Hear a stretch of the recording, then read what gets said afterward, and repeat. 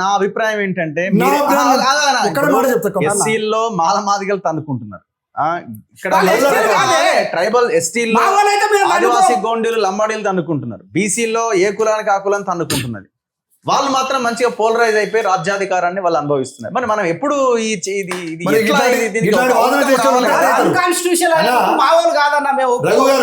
ఇలాంటి వాదన చేస్తే ఉంటది సమాజం ఎప్పుడు ఐక్యత కాదు, రాజ్యం కొట్టలేవు. నేను నా ఫైనల్ గా కంక్లూజన్ చేస్తా అన్నా. నీకు 2022లో హిమాచల్ ప్రదేశ్ సంబంధించిన హట్టి తెగ, గిరిజన తెగలు కలుస్తాయి. 705 తెగలు ఉన్నాయి ఈ రాష్ట్రంలో, దేశంలో.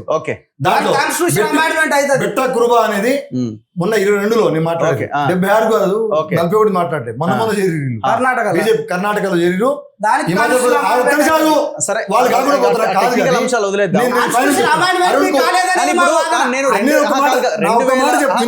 రెండు 2016-17 ముందు వాదన అంత బలంగా ఎందుకు లేదు? అది ఆల్ ఆఫ్ సడన్ ఎందుకు ఇది మూమెంట్ ఇంత భయంకరంగా స్టార్ట్ అయింది? 2016 ముందుందా? 2016 ముందుకు 2010 నుంచి వెళ్ళి ఇప్పుడు మా జనరేషన్ అన్న 2010 వరకు మాకు ఒక 20 సంవత్సరాలు వస్తాయి. మేము యూనివర్సిటీ మెట్లెక్కి పీజీలు పిహెచ్డీ చదివి కొంత కాన్స్టిట్యూషన్ అర్థం చేసుకొని మేము 2010లో పాదయాత్రలు మొదలు పెడతాం. దాని ఒక సిస్టమేటిక్ గా ఇలా బలరాం నాయక్ మాకు 2011లో మమ్మల్ని అరెస్ట్ చేసి జైల్లో పారేస్తాడు. ఇంకా కొంచెం మాటతో ఎవిడెన్స్ తీసినాక 2016లో సిస్టమేటిక్ ఆదివాసీ విద్యార్థులు తీసుకొచ్చిన ఉద్యమం. పొలిటికల్ లీడర్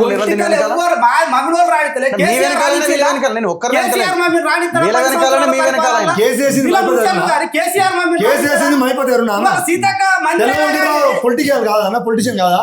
సోమవారం పొలిటిషియన్ కాదా? కేసీసీ వాళ్ళు కాదన్న? ఎందుకు వాళ్ళు వెంకట్రావు కాన్స్టిట్యున్సీలో లంబాడీ అయిపోదు.